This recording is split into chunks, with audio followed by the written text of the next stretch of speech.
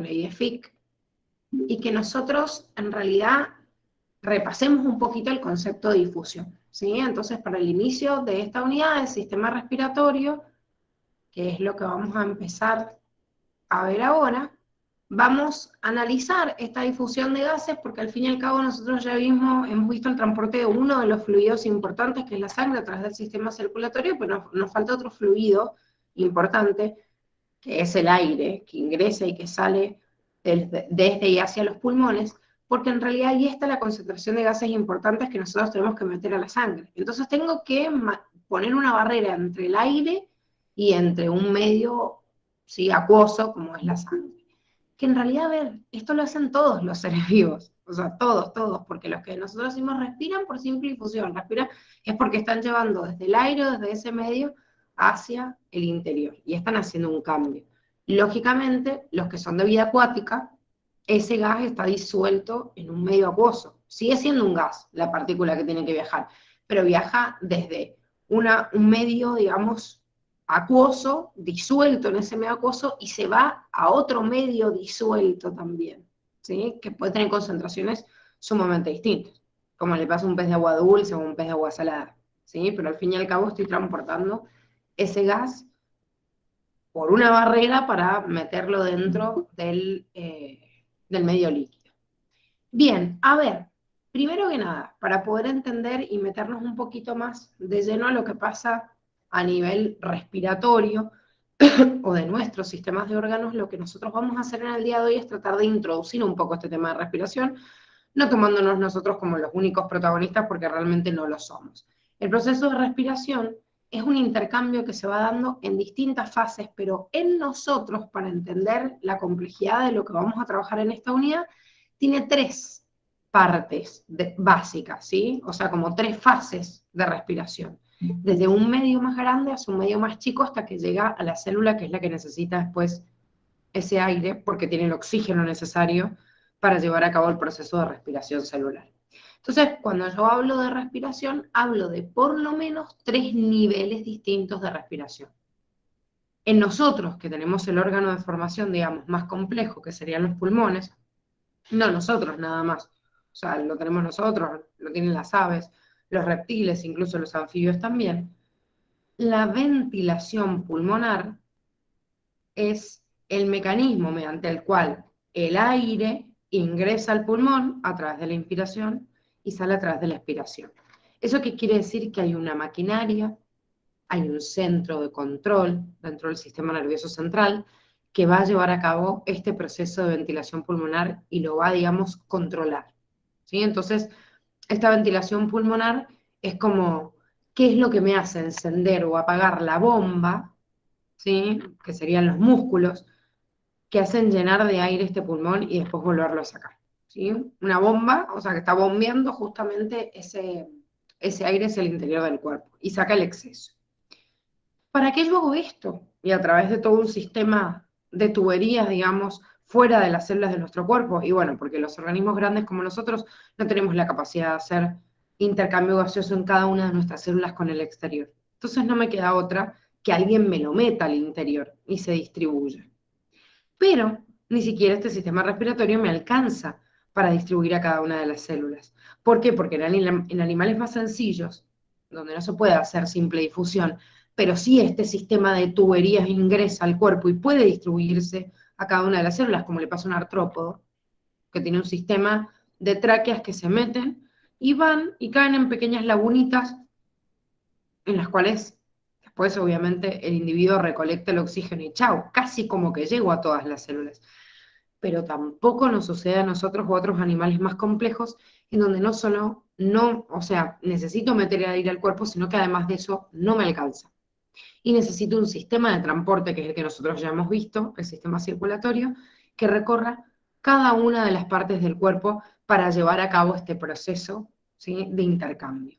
Entonces, vamos a tener dos procesos de intercambio entre esta célula y este sistema de tubitos. Primero, obviamente, la exposición de este sistema de tubitos al medio, que es en donde se purifica, y después va a viajar por toda la sangre y va a llegar a la célula, y es en donde hace el intercambio opuesto a lo que hizo en el pulmón. Entonces, esta es la gran máquina pulmonar o la gran bomba que mete obviamente el oxígeno, saca el dióxido de carbono, pero ¿por qué? Porque viajan a favor de su gradiente de concentración, de acuerdo a esta ley de Fick, desde donde hay más a donde hay menos, en el aire, desde el aire hacia la sangre, desde la sangre hacia las células. Si quisieran, podrían poner acá un cuarto punto de respiración. A mí me gusta más verlo con ese cuarto. De hecho, Curtis de sexta edición antes lo trabajaba así, no sé por qué en séptima lo sacaron, porque después de esto y hacer el intercambio cada una de las células, hay un fundamento para esto. O sea, ¿para qué yo respiré? Y para terminar llevándole todo esto a las células. ¿Y qué pasa a nivel celular? ¿Qué es lo que me están mostrando acá? A nivel celular ocurre el proceso de respiración celular, que nosotros ya hemos visto en la unidad 4. Entonces, se complementa y termino de entender todo el sentido de esto.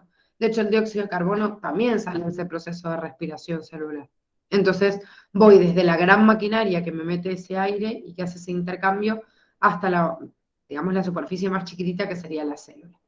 Bien, con respecto a esta difusión y a la presión del aire, que es lo que vamos a empezar a trabajar ahora para entender cómo funciona este sistema respiratorio, le voy a llamar difusión de gases al intercambio que vamos a producir por ese movimiento simple que nosotros ya hemos visto, y significa el movimiento de donde hay más a donde hay menos. O sea, cuando nosotros vimos el proceso de difusión en la unidad de permeabilidad celular, vimos el proceso de difusión simple, el proceso de difusión facilitada, o sea, dependiendo obviamente si estoy pasando a través de una bicapa o si hay una proteína mediando el traspaso. Pero al fin y al cabo, en cualquiera de los dos es difusión, porque difusión es el pasaje de una sustancia donde hay más, donde hay menos. Después veo por dónde. O sea, pasa a través realmente por la membrana, necesita un transportador. Con respecto a los gases que nosotros estamos viendo, el oxígeno y el dióxido de carbono, ¿cómo pasaban a través de la célula? De difusión simple. Por difusión simple, ¿sí? O sea, a través de esa bicapa. No necesito otra cosa para hacerlos pasar, porque justamente eran moléculas que no tienen polaridad y además de no tener polaridad, no tienen carga, y soy sumamente pequeñita. Imagínense, el oxígeno tiene 2 átomos y el dióxido de carbono tiene 3 átomos, o sea, son sumamente pequeñas. Entonces, por las 3 condiciones básicas que vimos, pasan por difusión simple. Bien, esta es la fórmula de la ley de Fick. Cuando yo quiero calcular la velocidad a la que circula, ¿sí?, el aire entre dos sitios, o que podemos marcar en realidad como caudal, o en el videíto les aparecía... ay, no me acuerdo el nombre que le puso. No sé si alguno se acuerda. Porque no les ponía caudal. Bueno, es volumen, ya me fijo en el video y se los pongo como sinónimo.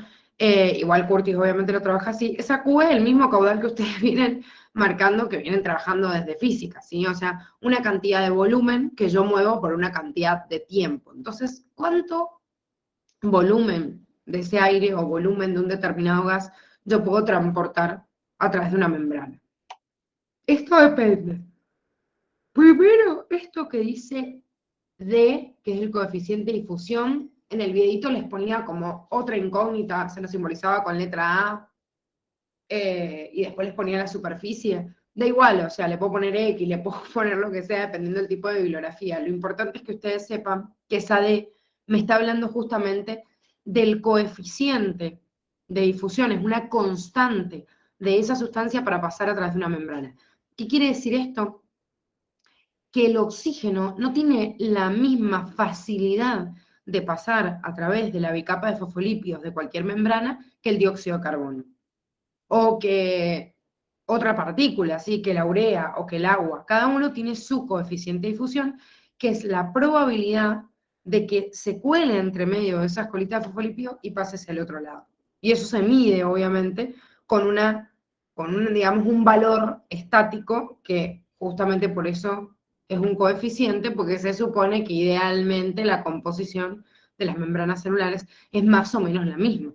Porque encima, a ver, el coeficiente de difusión es una constante, pero yo puedo tener un coeficiente de difusión del oxígeno a través de una membrana biológica, pero uno dice, ¿realmente todas las membranas biológicas son iguales? No, chicos, pero virtualmente sí, por lo menos tienen esa bicapa de fosfolípidos, y esa bicapa de fosfolípidos, aunque haya fosfolípidos que tengan ácidos grasos más grandes, más largos, más cortos, o pueden estar cargados distintos, idealmente son más o menos iguales, se saca en promedio.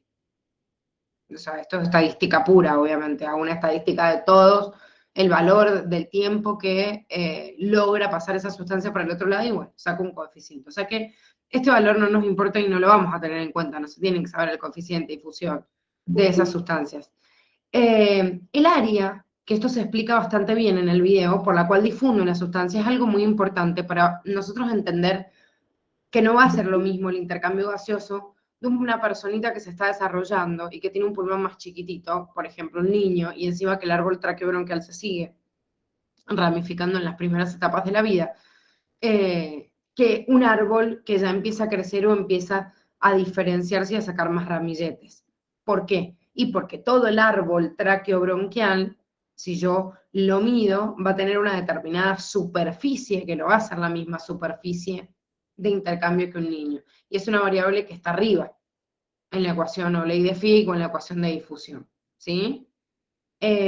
Por eso es tan importante cuidar a los niños de los ambientes que no estén, digamos, intoxicados. Primero porque no se vuelven a regenerar de la misma manera o a la misma tasa. Si yo mato algún segmento y se necrosa, no lo puedo volver a generar. No es que el pulmón no se vuelva a generar, sí se vuelve a generar. Pero llega un momento en donde si hay lugares o segmentos donde esa célula no recupera la capacidad de visión, chao, la perdimos. Por eso, a ver, se trata de cuidar a los niños de ambientes, por ejemplo, el cigarrillo es malo para todo el mundo, pero más mal le hace a un niño ser fumador pasivo que a una persona adulta, porque su pulmón está en desarrollo, está creando toda esta superficie por la cual se va a hacer intercambio de gases durante toda la vida. Estas dos variables que nosotros tenemos están multiplicadas y son directamente proporcionales con la concentración de las dos sustancias, pero inversa a la longitud. Si ustedes se fijan, esto estaba como todo en la ecuación que estaban viendo de difusión en el videito, todo abajo en la longitud. Es lo mismo, al fin y al cabo me está mostrando la variación que hay entre en concentración, entre dos lugares, y la longitud que hay entre medio de ellos. ¿Qué quiere decir esto? Que si yo tengo más concentración de una sustancia y tengo menos de otra, voy a pasar de donde hay más a donde hay menos, y la velocidad va a ser más rápido si hay más diferencia de concentración. Esto es re importante, chicos, porque generalmente suelen por ahí confundírselos cuando veamos, a ver, cuando vemos un ejemplo claro de un alveolo, supongamos. Nosotros no usamos mucho la palabra concentración, sino la palabra, o sea, no utilizamos mucho medir el oxígeno, el dióxido de carbono en concentración, sino en presión. Pero al fin y al cabo es lo mismo, o sea, si tengo más presión es porque hay más concentración. Ustedes ya saben que en una mezcla de gases, la presión que ocupa cada uno, la presión parcial, es equivalente a su concentración. O sea que si yo concentro más el oxígeno que estoy respirando y respiro un aire más concentrado de oxígeno, obviamente la presión de oxígeno en el interior de mi cuerpo va a ser mayor. Entonces supongamos que yo en un alveolo tengo, ¿sí?, una presión de 100 milímetros de mercurio del aire que estoy metiendo, y cuando voy a pasarlo al vaso sanguíneo tengo una presión de 40. Bueno, seguramente la velocidad en este punto va a ser mayor que cuando vaya pasando paso a paso. Ustedes imagínense que si esto va trascendiendo a lo largo del alveolo, medio como que el alveolo es muy grande y el capilar muy chiquitito, así que esa presión general que tiene el alveolo como que no se le va perdiendo, pero si el capilar chiquitito que está al lado va ascendiendo en concentración. Entonces, por ejemplo, en este punto tiene 40, pero en este punto quizás, no sé, ya tiene de presión 60 milímetros de mercurio, entonces lo hacemos con una flecha más chiquitita, la velocidad va a ser menor, porque mientras va aumentando la concentración en el capilar de un determinado gas o en el alveolo del otro, bueno, dependiendo cómo lo veamos, ahora vamos a ver en la hematosis, la velocidad va descendiendo. ¿Por qué? Porque es inversamente proporcional a esa longitud, ¿sí? Y directamente proporcional a la diferencia de concentración entre un lugar y el otro. ¿Alguna duda de la ley de Fick antes que sigamos entre esto y lo que vimos en el video? No, no.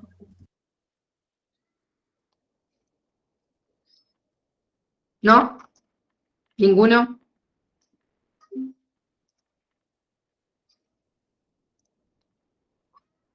Bueno, entonces seguimos con la presión de gases. Recién dijimos entonces, o sea, cuál era la difusión o la importancia de la difusión de un gas y bajo qué difunde, ¿sí? Bajo esta ley de Fick o ley de difusión. Entonces ahora veamos realmente los parámetros que nosotros conocemos del ambiente que respiramos y de las concentraciones que necesita el cuerpo para subsistir, cuáles son las presiones de los gases más importantes, no los únicos, pero la presión más importante de los gases que nosotros necesitamos, ya sea sacar o meter al organismo para mantener el equilibrio. Nosotros ya sabemos que la presión total en una mezcla de gases es la suma de todas las presiones parciales, entonces al fin y al cabo yo puedo sacar la presión parcial de cada uno de los gases tomando en cuenta la presión general de ese aire. O sea, existe distinta composición de gases dentro de la atmósfera, pero nosotros sabemos que la composición de estos gases, y lo sabemos porque lo vimos en la atmósfera, en ecología, es de 21% en el caso del oxígeno y en el dióxido de carbono de 0,003. ¿Eso qué quiere decir? Que es el porcentaje, digamos, en el cual yo encuentro este contenido de oxígeno, de dióxido de carbono, en el 100% de la mezcla de gases.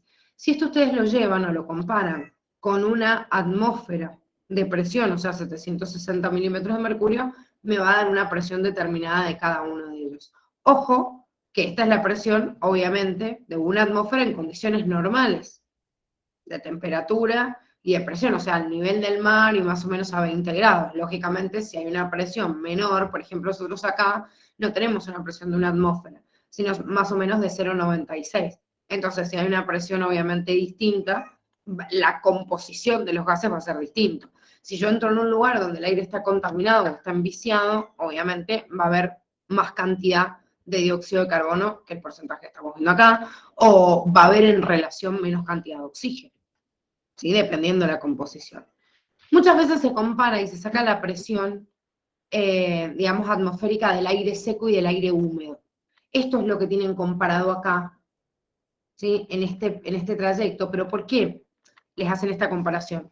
Porque generalmente, como cuando el aire entra al cuerpo, en la misma temperatura que tiene nuestro cuerpo, en la superficie que toma contacto con el aire, es mucho más caliente, porque responde a la temperatura corporal, ese vapor del agua se termina como que ingresa al cuerpo y se termina evaporando, termina humedeciendo a la superficie misma y se queda en el tramo de conducción y nunca llega al interior. Entonces, como hay una parte ocupada por agua, si yo no la resto, es como que ese porcentaje está engañando realmente la cantidad total de oxígeno que está realmente entrando a ese alveolo, ¿sí? Entonces, restándole ese vapor de agua atmosférico que muchas veces se pierde por evaporación o cuando toma contacto y nunca llega a la parte interna del alveolo, podríamos decir que el porcentaje, en realidad, si yo le resto eso, quedaría de oxígeno 149 milímetros de mercurio en presión.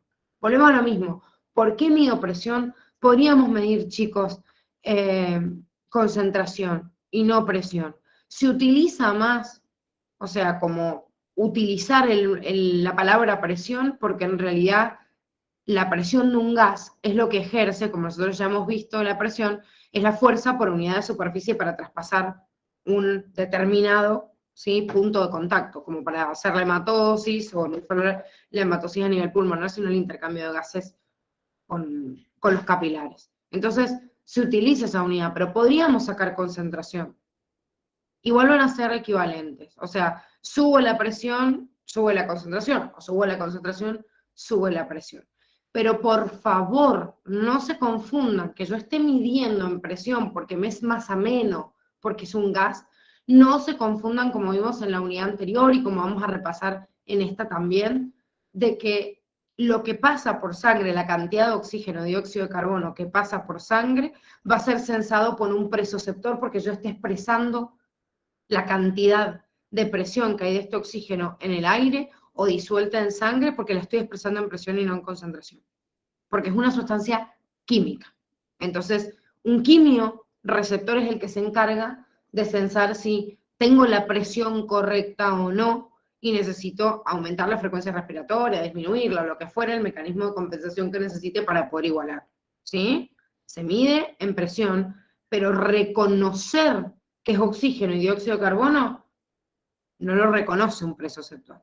O sea, imagínense que si yo, por darles un ejemplo, imagínense que si yo tendría una composición de gases muy parecida de este y este, y cada uno ingresarían al cuerpo, no sé, con 149 milímetros de mercurio, ¿cómo haría un presoceptor que detecta el estiramiento, detectar, no sé, 149 milímetros de mercurio de oxígeno o dióxido de carbono? No, está detectando los 149 milímetros de mercurio, o sea, la presión que se ejerce. Pero ¿saben qué?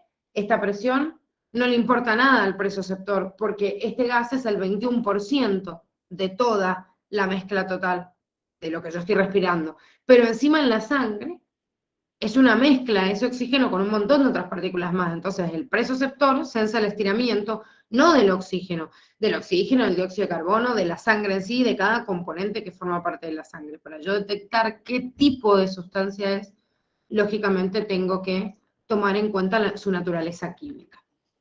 Es muy importante que ustedes comprendan la variación de esta presión con la altura, y este es un concepto que ya deben haber visto en física, ¿o no? Ya lo vieron, ¿no? Sí, sí. Pero yo no sé si tengo un problema en los cosas o que escucho bajita voz, Catnep, o es que el tuyo está bajito. Ah, no sé, ni idea. No, no sé, porque no he escuchado a alguien más hablar, entonces estoy subiendo, pero digo, quizás le pasó algo a mis parlantes. Entre que estoy sorda, si fallan los parlantes va a estar complicado. Bueno, esto que vieron en física es importantísimo para nosotros comprender lo que pasa, obviamente, dentro del organismo. Si yo estoy sobre el nivel del mar, a medida que aumenta la altura, si yo voy a escalar un cerro, lo que fuera, o sea, cuando yo aumento el lugar, o sea, la altura en el cual yo estoy con respecto al lugar en el cual estoy acostumbrada, se va a sufrir una disminución de la presión, de la presión atmosférica en general, y por ende de la presión parcial de cada uno de los gases. Eso quiere decir que va a aparecer lo que nosotros conocemos como hipoxia ambiental, poca concentración de oxígeno, ¿sí?, en el medio. Entonces, lo que tiene que hacer el organismo es tratar de adaptarse a esa baja presión de oxígeno y trata de compensar que los sensores químicos están tomando o sensando que hay justamente poquita cantidad de oxígeno. Entonces, ¿qué hacen? Empiezan, por ejemplo, a hiperventilar, ¿sí?, a aumentar la frecuencia respiratoria, a aumentar el ritmo cardíaco, o sea, la frecuencia cardíaca para que se bombee más rápido sangre hacia los tejidos, aumentan la afinidad de la hemoglobina por el oxígeno, que esto lo vamos a ver en esta unidad, pero más adelante. ¿Por qué sería significativo aumentar la afinidad o abrazar más el oxígeno desde la hemoglobina? Si yo estoy entrando en un proceso de carencia, ¿por qué debería aumentar la afinidad? Tiene que guardar o reservar lo poquito que le queda o la disminución que hay para los órganos vitales, por eso aumenta esa afinidad. Pero también aumenta el número de glóbulos rojos circulantes, para que los que haya por lo menos puedan captar cada uno de ellos la máxima cantidad de oxígeno posible. Ahora, debajo del nivel del mar, aumenta, ¿sí?, la presión al disminuir la altura, pero tenemos otro problema por el otro lado. Porque uno dice, bueno, ¿qué tiene de malo que se meta más cantidad de oxígeno? No, sí, estaría buenísimo. El tema es que debajo del nivel del mar, estamos debajo del nivel del mar, o sea, estamos en el agua. Y si estamos en el agua, no es que ese aumento de presión me va a poder producir que yo respire más oxígeno, porque no respiramos agua. ¿Sí? Al fin y al cabo hay otras especies que sí, obviamente pueden llegar a elegir una diferencia de presiones y de acuerdo al medio en el cual existe una disolución. Pero si nosotros bajamos, lo que aumenta es la presión o la columna de aire y ahora de agua también que tenemos, digamos, arriba nuestro, y que genera como una prensa que está apretando todo lo que está contenido dentro de nuestro cuerpo. Por eso hay riesgo de embolia. Generalmente lo que pasa cuando yo tengo un descenso, y peor si tengo un descenso y un ascenso brusco, es que la sangre adentro, si yo bajo y empiezo como a presionar, se pueden formar trombos o pueden colapsar por esa misma presión, y si yo colapso el vaso o lo obstruyo, obviamente no puedo seguir respirando. Pero si yo bajo y haciendo rápido, ¿sí?, que eso, o sea, ese movimiento en realidad brusco, hace que justamente el nitrógeno en nuestra sangre empiece a burbujear, bueno, esas burbujas son las que también pueden producir un bloqueo de los vasos y producir una embolia. Entonces, ya sabemos que si no le llega oxígeno a un determinado tejido, fuimos, ¿sí? O sea, se muere. Entra en necrosis y se muere y ya después yo no lo puedo recuperar. Entonces, es peligroso ascender bruscamente y también es peligroso descender bruscamente y volver a ascender. O sea, que por eso las personas que hacen andinismo o hacen alta montaña o las personas que hacen buceo tienen que aclimatarse. Lo tienen que ir haciendo de a poco. Tengo que ir acostumbrando al cuerpo a los nuevos parámetros. El cuerpo se acostumbra a esto, chicos. El cuerpo consume una tasa de oxígeno en base a cómo nuestro metabolismo basal maneja las variables del medio. Pero seguramente un deportista que entrena, o sea, va a tener en su cuerpo una tasa de consumo de oxígeno distinta a la que tiene una persona sedentaria. Bueno, con esto pasa lo mismo. Si yo voy a ascender en altura, el cuerpo de a poquito se tiene que ir acostumbrando a esa hipoxia ambiental. Aquí hay cada vez menos oxígeno, pero los tejidos pueden resistir. Pueden resistir y pueden seguir sobreviviendo. Bien.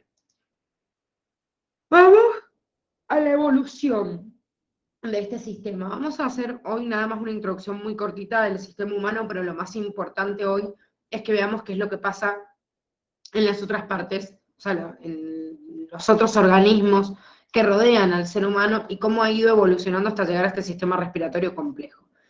Si yo me baso hasta en los seres más ínfimos y más chiquititos, no solo animales, sino una bacteria, un protista o lo que fuera, todos los animales tienen una respiración directa por difusión simple, ¿sí? En sus células. O sea que esto que comienza en la hidra, en todos los animales existe a nivel celular. Pero claro, el tema es que en los otros organismos, no en animales, sino en los otros reinos, existía este mecanismo como único mecanismo. O sea, las células se intercambian con el medio y todas las células de su superficie toman contacto con el exterior. Obviamente, exceptuando productores, como las plantas, porque recuerden que un productor, como una planta, hace fotosíntesis y con esto produce oxígeno. Entonces, bueno, obviamente ella misma distribuye hacia los demás. Bien, en este caso, ¿sí? Dentro de los animales, los organismos pluricelulares como una esponja, un pólipo, una medusa, este sería un pólipo, una hidra, tienen esta respiración por difusión simple sin ningún tipo de mecanismo extra, digamos. Ahora, existen 4 niveles de respiración de tipo indirecto. Eso quiere decir que no llega directamente el aire hacia las células como el que acabamos de ver. En esta respiración indirecta podemos respirar por piel, como sucede con los anélidos, por tráqueas, como sucede, por ejemplo, con los artrópodos, branquias, que son el sistema de respiración de los peces, o también de las larvas de los anfibios, y después los reptiles, las aves y los mamíferos que tienen pulmones. Tienen ejemplos acá, y algunos como son difíciles de clasificar, no están acá y los vamos a ver en profundidad. Por ejemplo, si ustedes ven acá y dicen, bueno, pero el anfibio, ¿por qué respira? Pero es que el anfibio tiene pulmones, pero la larva tiene branquias, pero complementa su respiración con la piel. Entonces, como que de estos 4 mecanismos usa un montón. Entonces, bueno, tenemos que ver, obviamente, cómo va avanzando a lo largo del reino animal, ¿sí? Entonces, veamos ahora las características principales de estos órganos respiratorios. Con respecto a la piel, entonces, la mayoría de los gusanos planos o de los gusanos en realidad redondos, tienen de alguna forma una llegada hacia la superficie que les permita en realidad el intercambio. Pero a medida que el gusano, o sea, esta forma vermiforme, ha crecido ensanchado tanto como un anélido, como ya hemos visto, ya tiene un sistema circulatorio, porque no alcanza esto que ven acá, el intercambio, ¿sí? Dióxido de carbono y oxígeno. Esto no me alcanza este tapiz para que llegue a estas células, por ejemplo, que están más acá, más profundamente. O sea, no alcanzo esto de la superficie o de la cutícula para que llegue a todo el gusano. Entonces, claro, ¿qué hace el vaso sanguíneo? Y bueno, recorre para poder simplificar la distribución, obviamente, a cada una de las partes del cuerpo. Entonces, la superficie de intercambio es la capa dérmica, ¿sí? Que va a exponer al ambiente, y la otra que expone hacia hacia el exterior, hacia los vasos sanguíneos. Esta capita que ven acá y esta. Esas son las dos capas por las cuales el oxígeno y el dióxido de carbono tienen que atravesar la superficie. Y listo, y desde la sangre obviamente llega a cada una de las células. Después, las tráqueas. Las tráqueas son sistemas de tubos, que esos sistemas de tubos logran, digamos, distribuir el aire hacia toda la anatomía corporal. Los artrópodos son especialistas en tener estas tráqueas porque la mayoría de ellos son terrestres. ¿Sí? Si tengo alguno que es acuático, obviamente por ahí tienen alguna modificación de este sistema respiratorio, pero a grandes rasgos podríamos contar a los artrópodos. Y al ser terrestres, justamente tienen contacto con el aire, y al tener un tamaño considerable, que no es como ni muy grande ni muy chico, no necesitan un sistema complejo para meter y sacar aire. O sea, se mete también a favor de su gradiente de concentración. Pero si estos tubitos se tienen que ramificar para llegar a todas las partes del cuerpo, y lo hacen a través de una gran laguna, que ni siquiera es de sangre, sino que es de hemolinfa, que ya hemos visto también en el circulatorio, que se llama hemocele. Entonces, yo hago directamente ese intercambio con el hemocele. Y después hemocele se encarga de llegar a cada una de las células. Estos agujeritos que rodean al animal por afuera se llaman espiráculos, ¿sí? Estos que ven acá. Y esos espiráculos se comunican con otros tubitos más chiquititos que se llaman tráqueas. Entonces la tráquea es cada uno de ellos, como este, que se ramifica en cada, digamos, masa de células, y llega cada una de ellas a un grupito de células chiquititas para poder hacer el intercambio. ¿Por qué hay un espiráculo, un agujero y un sistema de tubos hacia el interior para que lo lleve? Y es una estructura gruesa, porque estos tubos son gruesos, porque la cutícula externa de este animal, recuerden que estaba recubierta por una sustancia que es la quitina, ¿sí? Este polisacárido nitrogenado, que también forma parte de la pared de los hongos, y es esta sustancia fea que cuando yo aprieto o piso se siente como del crujir como de una cucaracha o de un bicho verde o de cualquiera de esos que sienten, o sea, el crujir es la quitina de la estructura externa. Entonces, estos agujeros son para que la quitina no lo invada, o sea, no taponen, digamos, esos agujeros y estén estáticos y no colapsen. Porque si sería una estructura, ese tubo, digamos, más finito, podría colapsar con cualquier factor o con cualquier músculo que se comprima desde otra parte del cuerpo y no me permitiría el ingreso de aire. Entonces siempre son tubos rígidos, que esto también nos pasa a nosotros. Bien, en los peces y en las formas de vida acuática, la respiración se hace a través de otro tipo de sistema respiratorio que se llaman branquias. Las branquias, al fin y al cabo, no son un sistema respiratorio complejo, como una tráquea, incluso como un pulmón, sino mucho menos.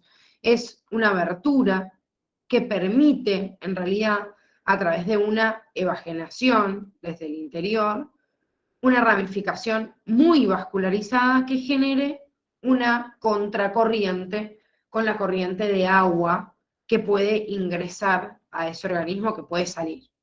¿Cómo hace el pez, por ejemplo? Y bueno, el pez en realidad bombea agua desde el interior de la boca, porque hace un ejercicio para comer, impulsar ese alimento hacia la boca, entonces el agua ingresa. Y cuando ingresa, en realidad lo que hace es sacarlo a través de esos orificios. Entonces, desde el interior del cuerpo, el agua sale por esos orificios, ¿sí? Y se expone en contracorriente con la vascularización de esta evaginación, ¿sí? Que esta evaginación es lo que se llama justamente branquia. Entonces, la corriente que sale desde el interior del cuerpo porque fue bombeada para adentro desde la boca y pasa a través de estas evaginaciones. Entonces, ¿qué hago? Es pongo la concentración de oxígeno que tengo en el agua y voy a pasarlo hacia la sangre.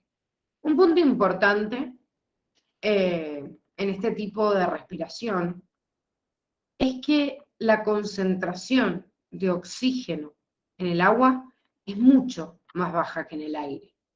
Para que ustedes se den una idea más o menos, es como del 5%.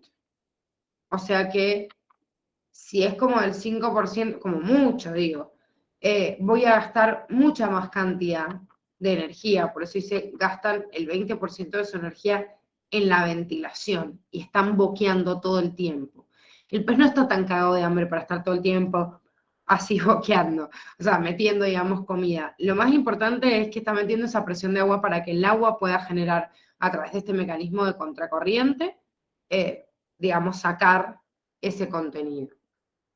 Evaginación significa para afuera, Facu. Es una evaginación del tejido, ¿sí? Fíjense que el vaso sanguíneo es como que saca una ramificación para afuera, pero para afuera quiere decir del vaso sanguíneo para afuera y entra en las branquias, que son esos tajitos. Entonces lo que vos estás viendo es el tajito, pero es una evaginación de la circulación de este vaso que están viendo acá. ¿Se entiende? Sí, o sea. No, de nada. Bien, entonces esa evaginación del vaso hace que haya un circuito de contracorriente con el agua. Entonces fíjense que están perpendiculares. Este sistema de contracorriente, así en la perpendicularidad, es para que se pase un contenido, ¿sí? Desde donde hay más concentración a donde hay menos. Es más efectivo a que vayan así. ¿Se acuerdan del mecanismo de contracorriente que vimos para regular la temperatura en los miembros inferiores y superiores de muchos animales, sobre todo inferiores? Es el vaso sanguíneo que esté pegado, la arteria y la vena, y el mecanismo de contracorriente de que uno suba y el otro baje, ¿sí? O sea, en esta dirección, pero paralelo, me ayudaba a que pasara el calor y que siempre las extremidades estén frías para llevar siempre la sangre más caliente a los órganos internos. Ese también era un mecanismo de contracorriente, pero quería garantizar la igualdad térmica. En este caso, es más efectivo a que vayan así, ¿sí? Que vayan de forma perpendicular, porque tengo un doble flujo, ¿sí? Uno que se cruza gracias a la perpendicularidad y obviamente, por otro lado, hay una circulación hacia un lado y hacia el otro que expone este mecanismo, por eso se llama contracorriente, uno va para un lado y el otro para el otro, garantizando que este oxígeno pase la mayor cantidad posible hacia la sangre. Pero les vuelvo a decir lo mismo, la presión parcial de oxígeno en el agua es mucho más baja que en el aire. Entonces, para un animal que vive en el medio aéreo es más fácil respirar, pero sin embargo puede haber carencia de este aire o tiene otras complicaciones estar en el aire, ¿sí? No para obtener el oxígeno, sí que se contamina o que varíe la presión. Generalmente la presión parcial de ese oxígeno en el agua no varía mucho, salvo a grandes escalas. Hoy en día, bueno, gracias al calentamiento global y el aumento del dióxido de carbono en el agua, hace que también gran cantidad del agua se evapore, haya otra disolución de sales y se ha perdido contenido de oxígeno, en otros se ha ganado, en otros se ha ganado dióxido de carbono. Los datos de Curtis siempre recuerden que están como sumamente desactualizados, ¿sí? Tomamos un parámetro del dióxido de carbono en esta proporción de 0,03%, pero la verdad es que hay lugares donde supera muchísimo esto y el porcentaje de oxígeno, que es una presión parcial dentro del aire, ha descendido mucho. Siempre tomamos, obviamente, parámetros generales. Bueno, y por último, el último tipo de órgano que se desarrolló en estos animales terrestres son los pulmones. La verdad es que hay algunos animales hasta invertebrados que tienen como pequeños pulmones, o sea que serían como invaginaciones en el cuerpo, como bolsitas que permiten el intercambio, como los caracoles de tierra. Solo un grupito de peces que son los que hubiesen dado origen a todos los tetrápodos, que son los peces pulmonados, los anfibios, los reptiles, las aves y los mamíferos. Como les dije, los anfibios también tienen respiración cutánea, también tienen, o sea, respiración a través de la piel, también tienen branquias en el estadio de larvas, entonces, bueno, van a ir cambiando, obviamente, ¿sí? A lo largo de la vida van a ir evolucionando, pero ya aves y mamíferos sí o sí respiran en un 100% por sus pulmones, incluso las aves necesitan tanto aire que tienen 9 pares de sacos aéreos, además de tener los pulmones. Entonces, a diferencia de la branquia, que es una evaginación del sistema circulatorio, ¿sí? Para exponerlo con el agua, el pulmón es una invaginación. Y otra diferencia importante, y esto también dificulta si yo estorbo el pasaje, yo les dije recién, el aire tiene más oxígeno, y está buenísimo que tenga más oxígeno, pero ese oxígeno que tiene el aire está interrumpido por el flujo que yo hago de inspirar y expirar. O sea que no hay un flujo continuo. En cambio, las branquias sí. El pez está bajo el agua y el agua está siempre exponiendo por contracorriente. En cambio, en el pulmón, yo tengo que inspirar y todo el tiempo que yo estoy expirando no estoy poniendo en contacto nuevamente con ese gas a la superficie alveolar. Entonces, eso quiere decir que el flujo no sea continuo. Y como dijimos recién, mientras que en el aire tengo un 21% de presión parcial de este gas, solo me encuentro con un 0,5 en el agua, ¿sí? O sea que estoy gastando una gran proporción de la energía solo para respirar. La superficie de intercambio de estos gases tiene que ver, obviamente, con el tamaño del animal y, obviamente, el resultado es el volumen que van a tener en sus pulmones. Mientras que yo más intercambio necesite, voy a tener pulmones más grandes o mayores cavidades aéreas. Los anfibios tienen un pulmón bastante sencillito y además rellenan estos pulmones por presión positiva. Significa que tragan el aire para impulsarlo hacia los pulmones. O sea, es como que, bueno, no sé si alguna vez han visto a los sapos, que es como que se les infla el cuello cada vez que están respirando. ¿Lo han visto? Que hace como un ensanchamiento. Sí, Eso es porque tragan el aire. Es como si tragaran el aire para mandarlo al sistema respiratorio, pero lo tragan. Respirar por presión positiva, imagínenselo ustedes, fíjense, cuando ustedes respiran es como que sienten que algo les está succionando de adentro el aire, porque respiramos nosotros por presión negativa. En cambio, fíjense que si ustedes lo tragan, obviamente si nosotros lo tragamos lo mandamos al estómago, pero fíjense en el tragar la fuerza que ustedes hacen para mandar el aire. ¿Cuál es la diferencia de respirar por presión positiva a respirar por presión negativa? Que como el anfibio hace una inspiración tragando el aire, digamos, de forma forzosa, después obviamente pasivamente sale, ¿sí? Ahora, lo que nosotros hacemos junto con los reptiles y las aves, al rellenar los pulmones por presión negativa, no es meter o empujar con fuerza el aire para que entre a los pulmones, sino hacer otro mecanismo para que mi cavidad interna del cuerpo se ensanche. ¿Y qué pasa con la presión de una cavidad que yo aumento el volumen? disminuye la presión. Disminuye la presión. Entonces, el esfuerzo, el gasto ATP que yo hago para respirar un mamífero, un ave o un reptil, el esfuerzo que hace es para ensanchar la caja torácica, o sea, aumentar el volumen de los pulmones y bajar su presión. Entonces, al aumentar el volumen, bajo la presión y el aire es como que entra solo. O sea, entra solo en relación a que la presión atmosférica es mayor a la presión que yo tengo adentro. En cambio, el anfibio no. El anfibio tiene una presión adentro y una presión de aire afuera equilibrada. Y con fuerza, ¿qué hace? Empuja el aire de afuera hacia adentro. Entonces, lógicamente, al empujarlo, mientras que estoy recibiendo esa fuerza de empuje, adentro hay mucha más presión que permite el intercambio y después el exceso de presión se sale. O sea, sale desde donde hay más, donde hay menos, obviamente desde dentro del pulmón hacia afuera. Y otra vez vuelvo a hacer fuerza para volverlo a meter. ¿Nosotros qué hacemos? Gastamos energía para ensanchar la cavidad, disminuir la presión por aumento de volumen, ingresa ese aire y cuando yo relajo los músculos y ya no ensancho más el volumen, relajo los músculos, entonces claro, tiende a volver el volumen menor que estaba antes, pero adentro ya tengo más aire, entonces hay una diferencia de presión, es más grande adentro y ahora sale de forma pasiva. ¿Se entiende esto? ¿Presión positiva y presión negativa? Sí, sí. Bien, bueno, y como breve introducción, porque recién mañana vamos a empezar a ver órgano por órgano los del sistema respiratorio, si hacemos una breve introducción de esta estructura de los órganos en el ser humano. Características generales de nosotros, del sistema pulmonar y cada uno de los órganos que nosotros vamos a empezar a ver desde el día de mañana. La frecuencia respiratoria es la cantidad de veces que yo respiro por minuto, 12 a 15 por minuto, ¿sí? ¿Cuánto volumen muevo?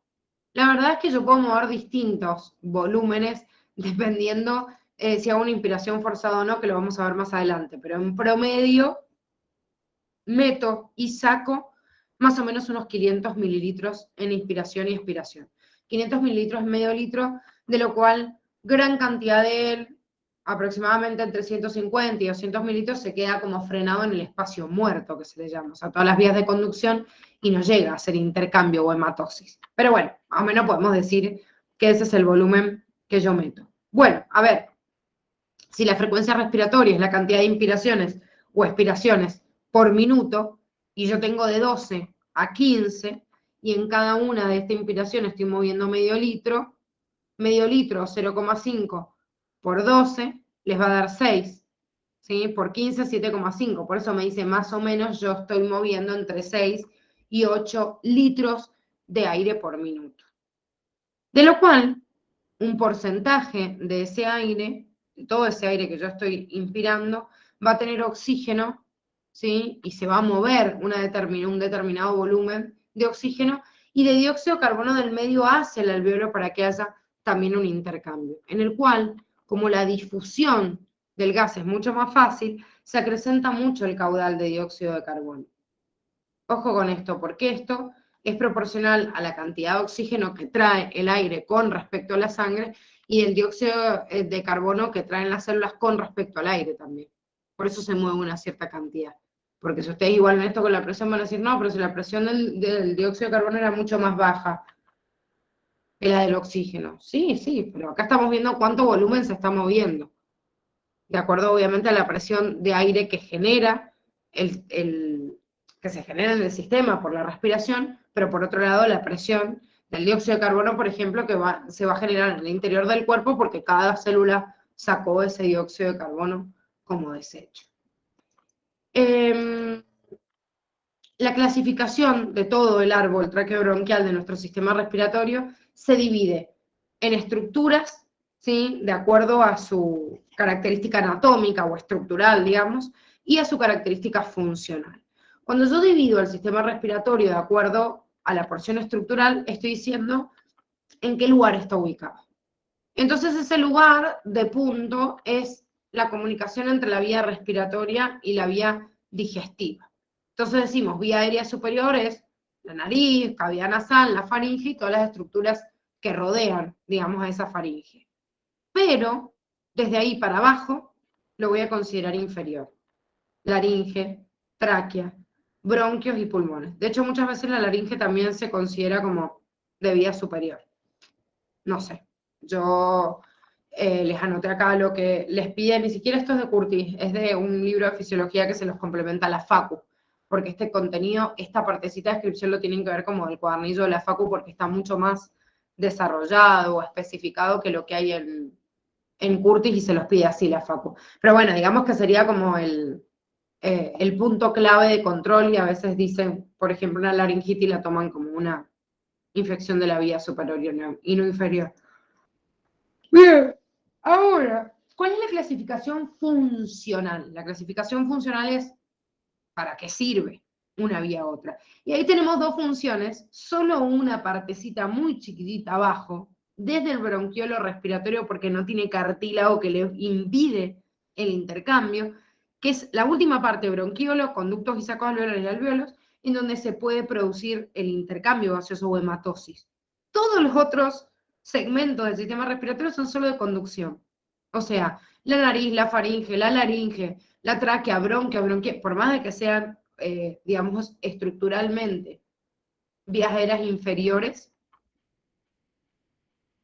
que ya forman parte, digamos, de lo que sería el tronco, igual no hacen intercambio o hematosis para pasar a los capilares y pasar a la sangre. Eso solo ocurre en la vía final. Por eso decimos en esta descripción que le llamo porción respiratoria en donde hay hematosis y en todos los otros segmentitos en donde solo voy a llevar, y se queda más o menos unos 150 mililitros de esos 500, que se le llama espacio muerto. Es como que cada vez que inspiro y expiro, queda ahí un aire que nunca llega a la superficie de intercambio. Bueno, muchachos, esto es todo por hoy. ¿Alguna duda? No, por ahora no. Bueno, lo más importante a repasar, como les digo, es la ley de Fick, de esta partecita, que por ahí se les presentó algún inconveniente, pero bueno, la clase de hoy era un poco más introductoria y para ayudarnos a entender, digamos, la generalidad del sistema respiratorio. Mañana, chicos, nos conectamos y vemos toda la anatomía de los órganos del sistema respiratorio y vamos a ver también mecánica respiratoria, ¿sí? Ahí vamos a frenar esta semana con respiración. Nos encontramos mañana. Chao, gracias. Chao. Gracias. Nos vemos.